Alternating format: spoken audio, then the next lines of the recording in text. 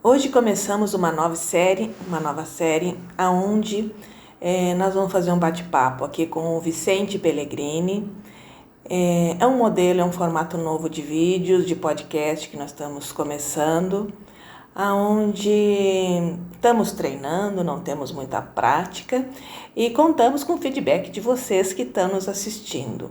O que vocês estão achando do nosso conteúdo, da nossa proposta? Coloquem nos comentários. E o que vocês gostariam que a gente trouxesse aqui nesses bate-papo, ok? O Júnior está nos acompanhando, né, como mascote do Divã Futuro. Ele tem que participar, daí está em cima da minha mão para fazer parte, porque ele não quer perder nenhuma cena. E apresento a vocês aqui o Vicente Pellegrini, que é parte integrante do nosso canal Divã Futuro, psicanalista, formado em gestão de RH. E nós vamos trazer um debate aqui no dia de hoje. Vicente, por onde nós começamos o nosso debate? O que você acha interessante trazer como um assunto relevante para os dias de hoje? Vamos falar um pouco sobre a criança. A criança que vive num lar onde os pais vivem em constantes conflitos. O que esperar dessa criança na sua adolescência e na sua fase adulta? Começamos com um tema bastante relevante. É interessante, né, que a grande questão das nossas crianças que sofrem conflitos na infância deles, é que eles perdem bastante o parâmetro do que é uma família saudável. Porque se a família que eles entendem como família é uma família conflituosa, é uma família que sofre abusos, ou é uma família que tem agressões, qual o parâmetro dele como adulto de ter um relacionamento saudável? Ele não vai ter. Porque ele aprendeu desde pequeno que aquilo ali é uma família. Então, a tendência é copiar aquilo que, como criança, pai, mãe, família, seria Deus pai, Deus mãe. Se aquilo ali é minha referência, é aquilo que eu entendo como ideal. Então, essa criança, ela vai se sentir ameaçada porque não existe um lar seguro. O pai e a mãe não dão essa segurança para ela. E, consequentemente, ela já vai criar um mecanismo de defesa. Os traços de caráter, eles já começam, né, nessa primeira infância a se revelar. Então, se eu não sou amada, se eu não tenho colo, se eu não me sinto seguro, se eu não tenho alguém que me proteja dentro de casa, aonde que vai estar o meu senso de segurança? Provavelmente vai ser um adulto inseguro. Provavelmente vai ser um adulto dependente emocional. Eu entendo, e não obstante a tudo isso, nós temos que entender que não existe culpado. Sim. Nem o papai, nem a mamãe são culpados de nada disso. Só repetem um padrão onde foram criados, Sim. que é muito natural. Sim. O importante é que essa criança, quando se tornar um adulto, tenha esse entendimento e tente quebrar esse padrão. Como quebrar esse padrão? A gente não quebra, né? Talvez a única forma de quebrar é entendendo. Porque recentemente, por exemplo, eu atendi um caso onde a cliente disse assim: eu não me sinto pertencente àquela família que foi abusiva. Minha mãe foi narcisista, eu não faço parte daquilo. E conforme ela foi me relatando, dava para ver o quanto ela fazia parte daquilo, porque toda a experiência de vida dela foi uma consequência de padrão fazendo parte daquilo. Então a gente não pode excluir da onde nós viemos, por pior que tenha sido, porque, como você falou, não existe culpados. Então, a cada geração a gente vai melhorando esse padrão epigenético, genético que a gente vai trazendo. E No momento que a gente olha para trás e consegue perceber que a minha mãe e meu pai também foram vítimas de um sistema, vítima de um avô, de uma avó, e que nós estamos repetindo esse padrão, incluir o que é maior? A gratidão por eles terem me dado a vida ou as dores vivenciadas por ele? O que é maior? Teve uma escolha lá atrás da avó, do avô, que fizeram a mãe e o pai chegarem até aqui. Houve uma escolha desse pai e dessa mãe que essa decisão trouxe nós até aqui. Então, essa decisão é um amor envolvido. E a própria fidelidade do padrão é um ato de amor. Inconsciente. E nós percebemos que essa fidelidade do padrão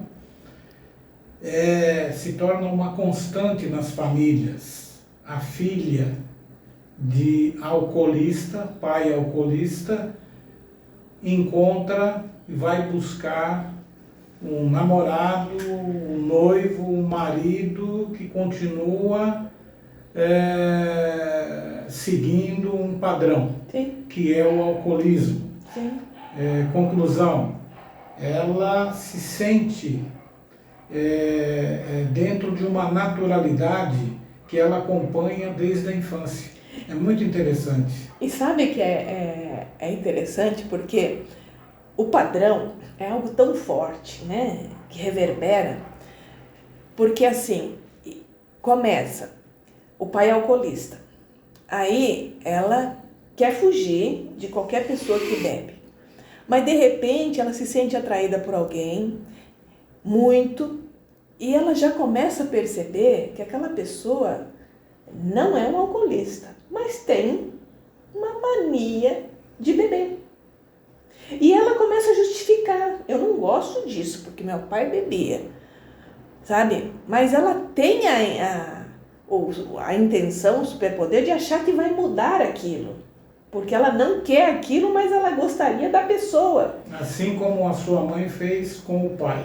Então, e se dar conta, gente, quando aparece um sinal, pula fora.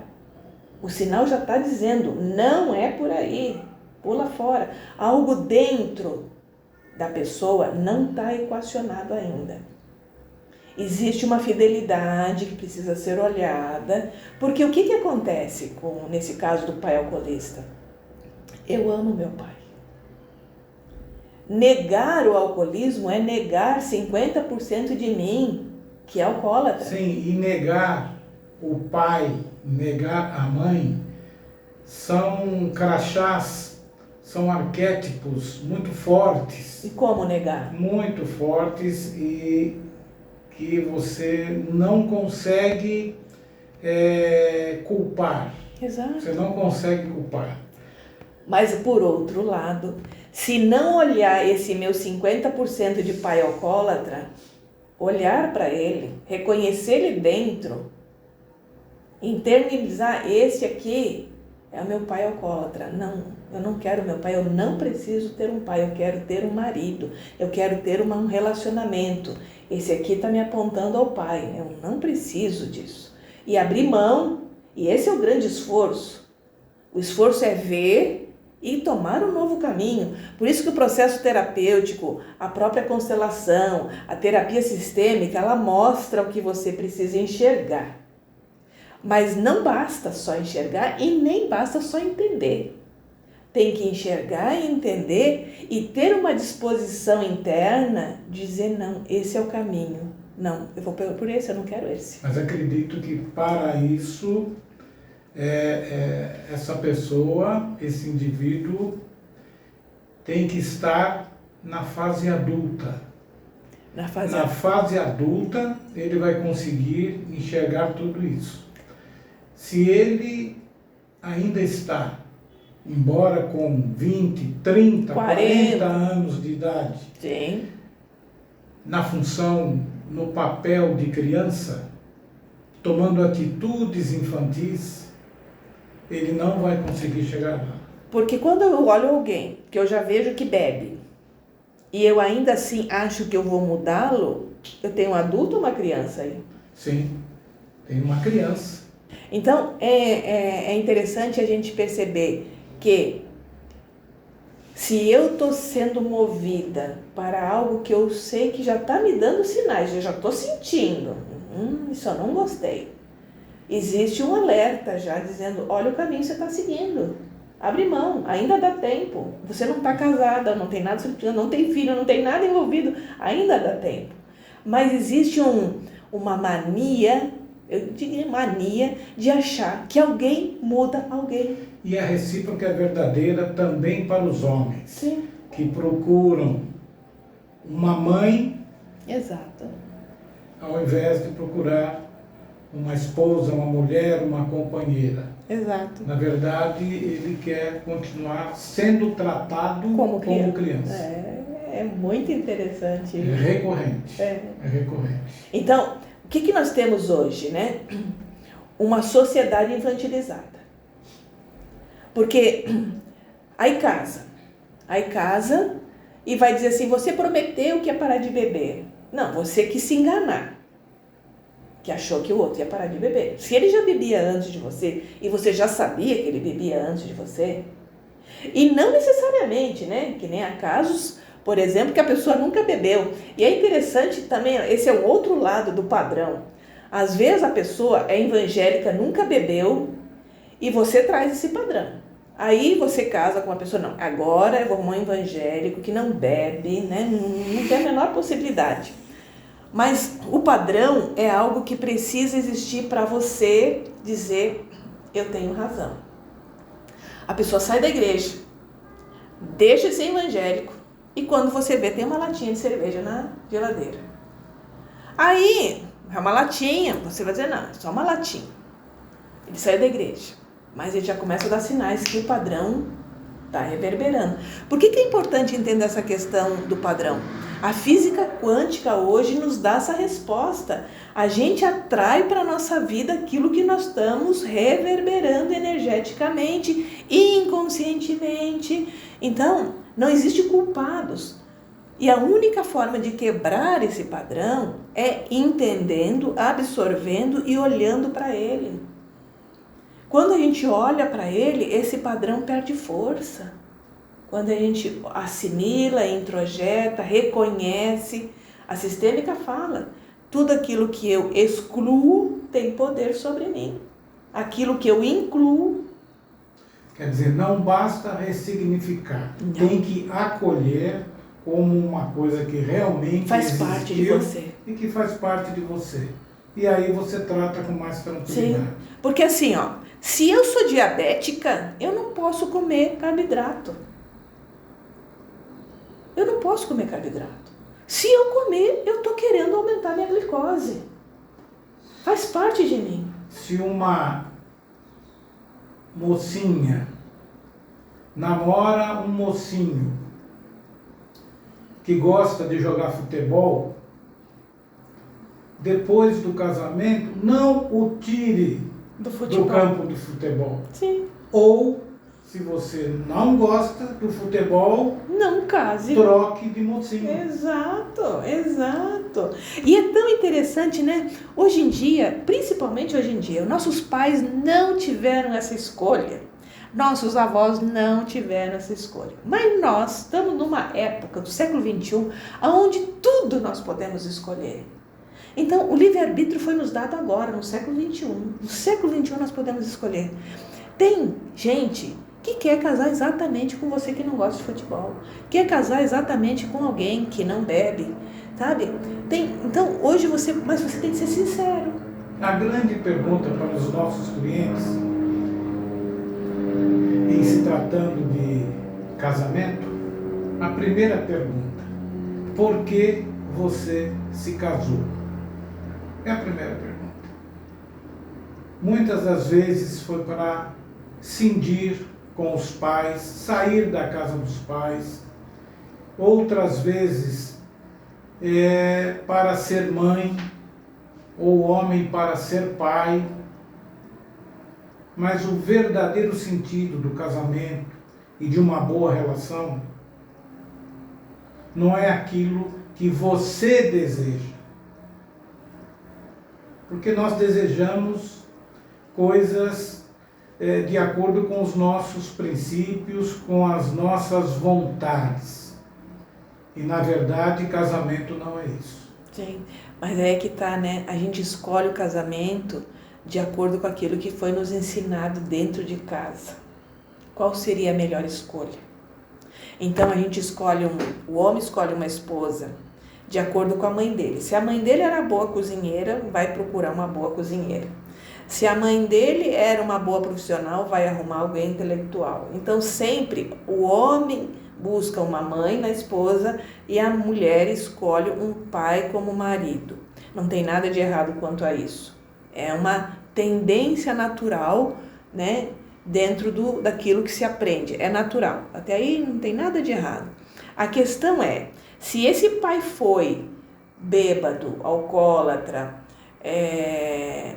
bandido, qual é esse referencial que eu estou escolhendo para mim? Então, ter consciência e clareza desse referencial desse pai. Ter clareza e referencial dessa mãe. Porque se a mulher teve um pai provedor, um pai respeitoso, um pai atencioso e amoroso, ela vai ter o melhor marido do mundo. Mas se ela teve um pai abusador, vai Exato. correndo para os braços de um namorado abusador que começa no namoro. Sim.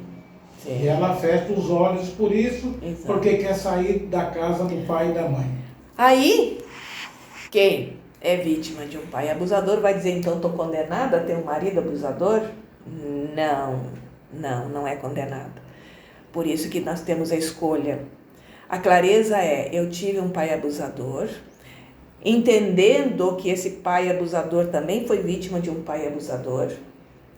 Então, eles não tiveram escolhas. E aí, a partir do autoconhecimento, de entender e acolher esse pai abusador, porque não foi o pai abusador, né? Nós temos que diferenciar isso. Foi o homem que foi abusado, o filho que ele representa e que foi abusado, que pratica esse crime. O pai, não. O pai é aquele que gerou. O pai é aquele que deu a vida. A função paterna. Não foi a função abusiva, foi o homem que trouxe dores e que repetiu essas dores. Porque é interessante, esse mecanismo é inconsciente, né? Ninguém é mal porque quer ser mal. Ele é mal porque aprendeu que a vida é má. Então é um processo de defesa. A gente deixa de ser mal quando a gente toma consciência que aquilo que eu estou fazendo está fazendo mal para mim. Primeiro, é para ele próprio, né? Então, a pessoa malvada, ela é má para si mesma, porque quando ela produz o mal, ela recebe o mal. E para a gente quebrar tudo isso, é dizendo como é que eu deixo de ser má. E todos nós temos a nossa maldade, a nossa crueldade, todos os seres humanos. É intrínseco. É intrínseco. A miserabilidade humana é intrínseca. A nossa animalidade defensiva, sabe? Agressiva. Tomar posse disso nos torna pessoas melhores. Com certeza. E à medida que nós formos conversando, nós vamos passando, né, para os amigos, para a turma do grupo, para aqueles que querem fazer da sua vida uma vida melhor. Para você que nos assistiu até aqui, compartilhe com quem você acha pertinente esse tema e coloque nos comentários quais outros temas você gostaria que eu respondesse ou que o Vicente falasse.